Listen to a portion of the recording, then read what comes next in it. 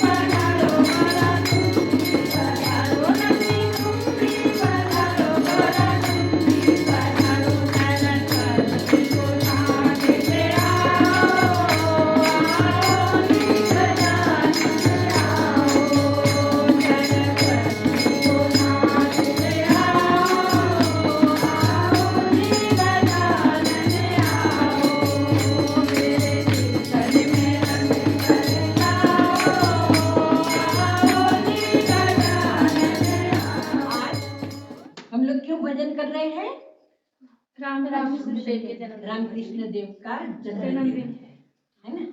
तो जो महापुरुषों का जन्मदिन होता है,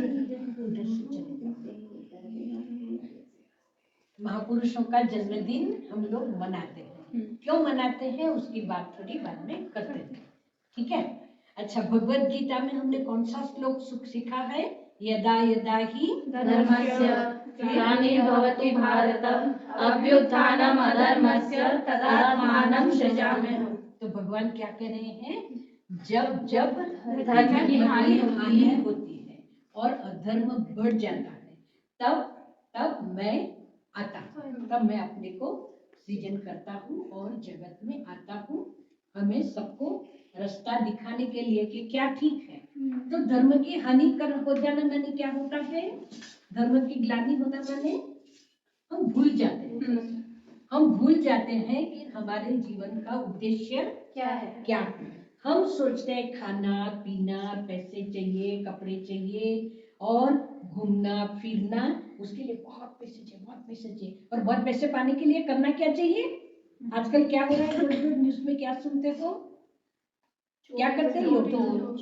चोरी डकैती। माने जो ठीक काम करके जो हमें मिले उसी से हमें अपना भरण पोषण करना चाहिए। ज्यादा काम करो, ज्यादा मेहनत करो, लेकिन यदि हम ज्यादा मेहनत न करके यदि किसी से पैसे लूट ले तो वो क्या धर्म हुआ? नहीं हुआ ना। तो ऐसे बहुत सारी चीजों में झूठ बोल दिया और क्या क्या कर दिया, वो सब चीजों के लिए तब भगवान आके हमें बताते हैं कि नहीं ये ठीक नहीं है, ये ठीक है। तो ऐसे ही और कहते हैं कि जब ऐसे महापुरुष आते हैं, और वो एक बार नहीं कई बार आते हैं, कितने ऐसे रामचंद्र जी आए, कृष्ण भगवान आए, ईसा मसीह आए, और भी कितने बुद्ध भगवान आए, महावीर जी आए, है ना। ऐसे बीच बीच में ही, क्योंकि देखो यदि हम इतिहास को देखें तो हजारों लाखों करोड़ों वर्षों का ये हमारा इतिहास है ना। तो ऐसे एक एक व्यक्ति महापुरुष आते हैं और जब उनका जन्म होता है ना, तब उस समय पूरी पृथ्वी पर मानो पूरी आकाश, हवा, पानी सब कुछ मधुमय हो जाता है। माने बहुत अच्छा, सबको बहुत आनंद होने लगता है, बहुत मानो सुख लगता है, ऐसा हो जाता है। तो ऐसे ही सभी जो भी महापुरुष आते हैं तब भी पृथ्वी में ऐसे आप लोग यदि भागवत पढ़ो, भागवत में यही है कि जब कृष्ण भगवान का जन्म हुआ तब एकदम सब जगह पर समान आनंद ही आनंद, रामचंद्र जी के बारे में भी यही सुनने को आता है, रामकृष्ण देव के बारे में भी यही सुनने को आता है, ईसा मसीह के बारे में यही सुनने को आता है, बुद्ध भगवान के बारे में यही सुनने को आता है। माने यही इतिहास है, यही प्रकृति का नियम है कि जो महापुरुष होते हैं, महान व्यक्ति, वे जब पृथ्वी पर आते हैं तब सब कुछ सुखमय आनंदमय हो जाता है। तो अब हम थोड़े रामकृष्ण देव के बचपन की कुछ घटनाओं के बारे में बात करेंगे।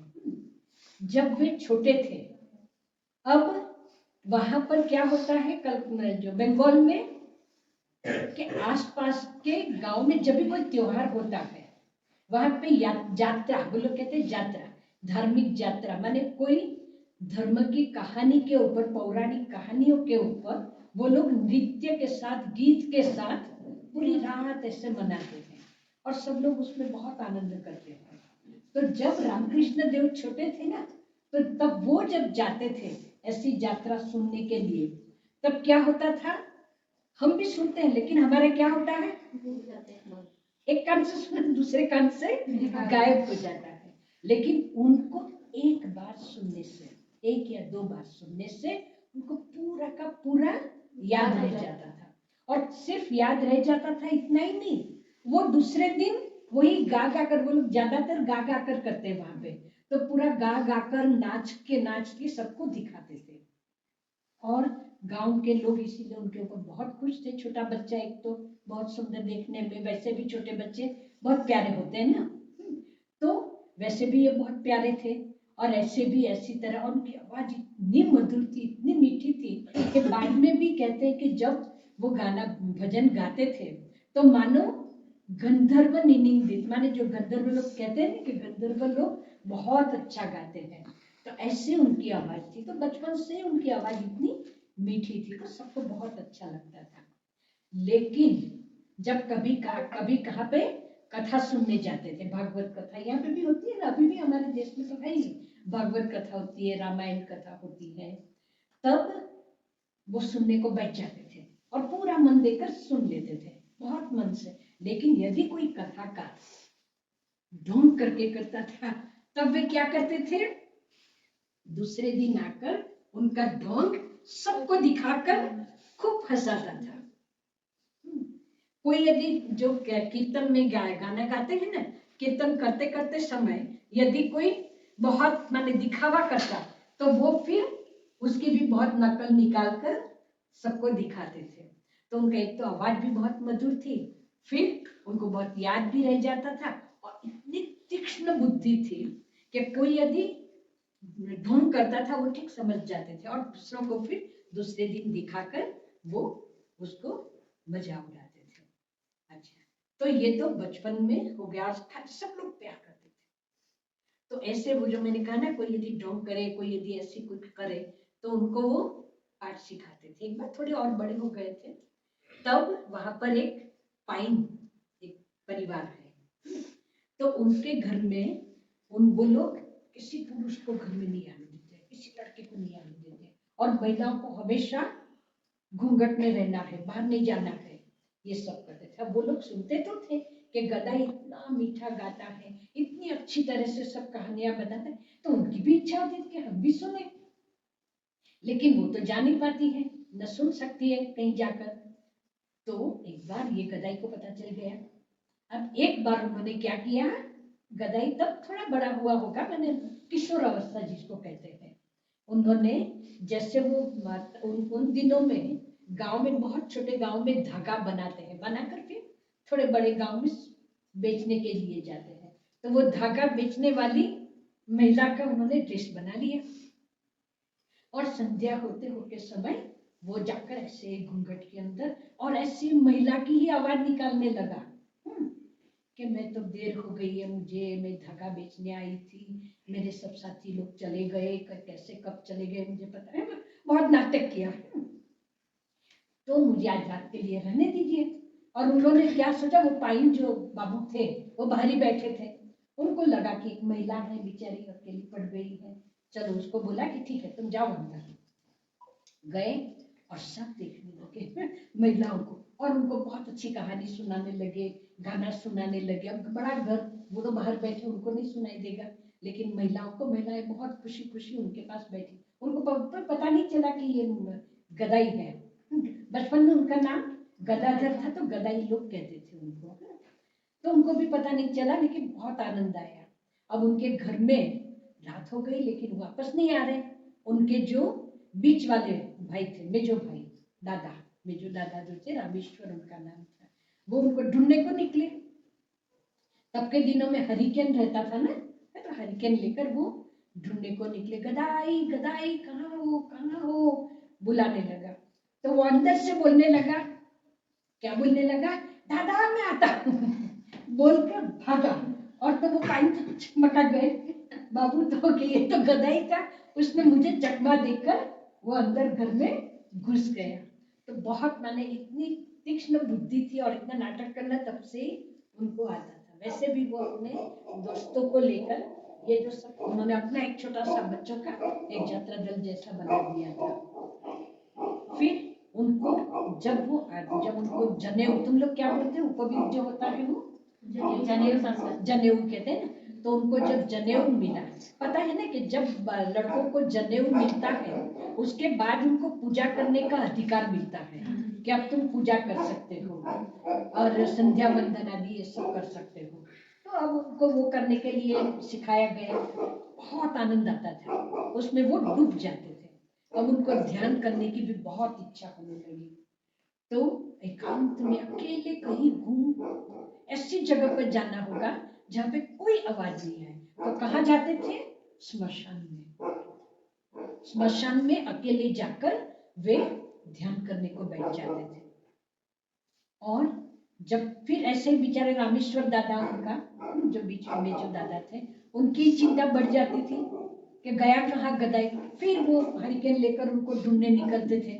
तो तब वो वहीं से स्मशान से उत्तर देते थे, दादा मैं आ रहा हूँ, तुम अंदर मत आओ, क्योंकि तुम लोग डर जाओगे। स्मशान में आकर मैं आता हूँ। तो ऐसे, और कितने निडर, देखो कितने निडर, इतना छोटा बाल बच्चा, एक तो निडर, फिर इतनी तीक्ष्ण बुद्धि और इतनी मेधा और इतनी स्मृति शक्ति थी।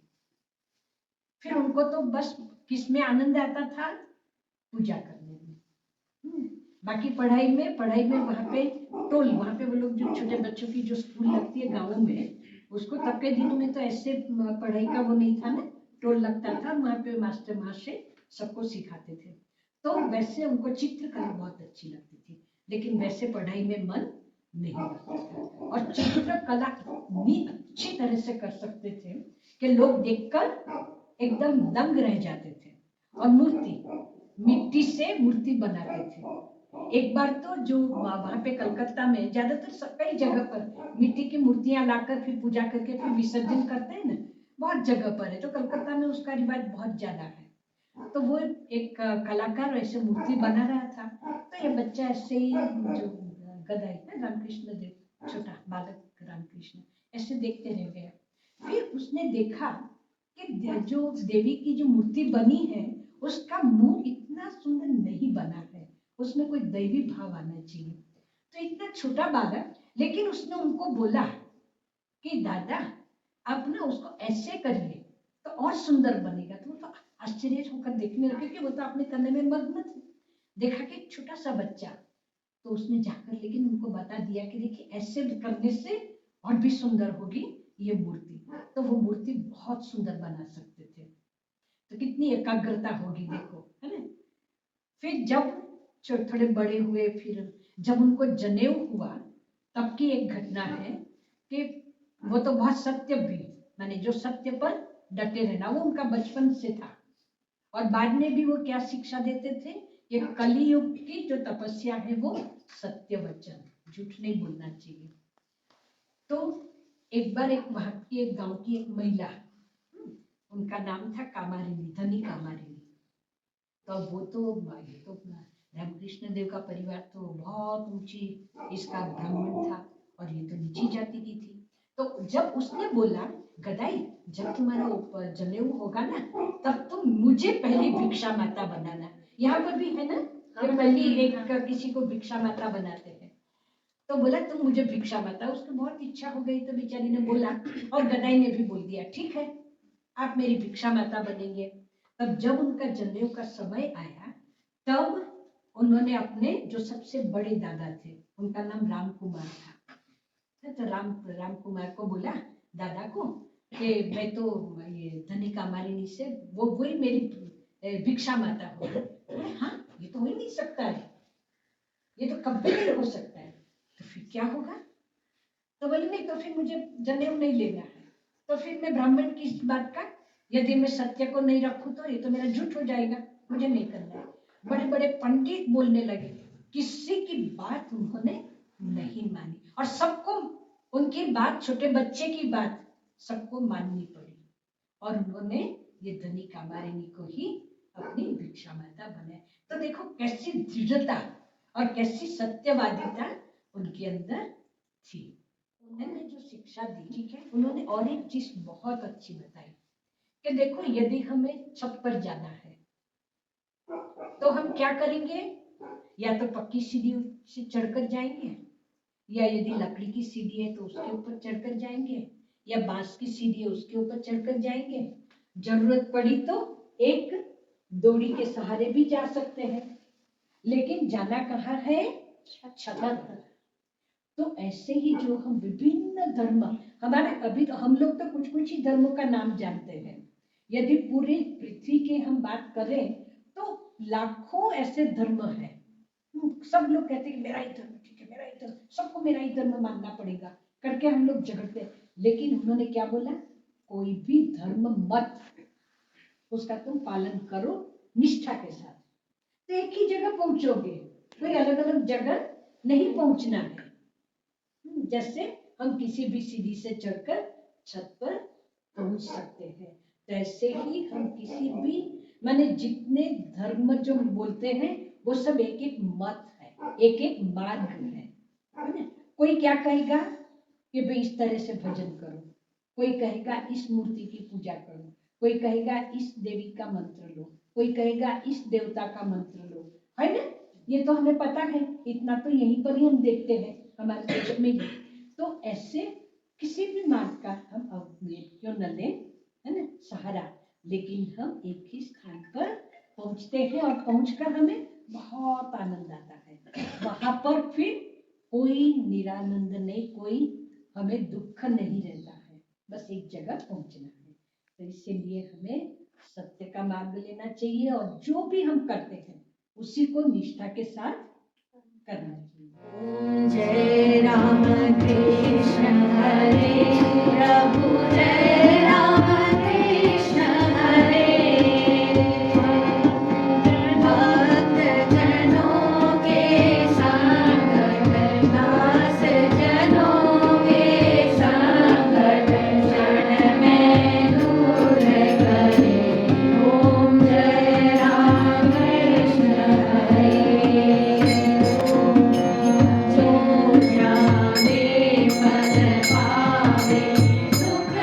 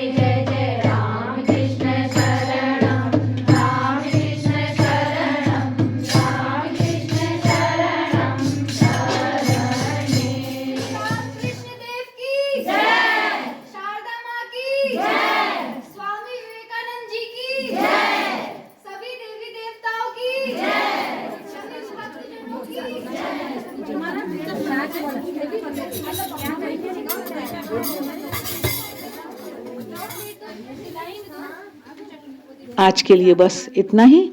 मिलते हैं फिर। देखते रहिए देवाक्षर। नमस्कार।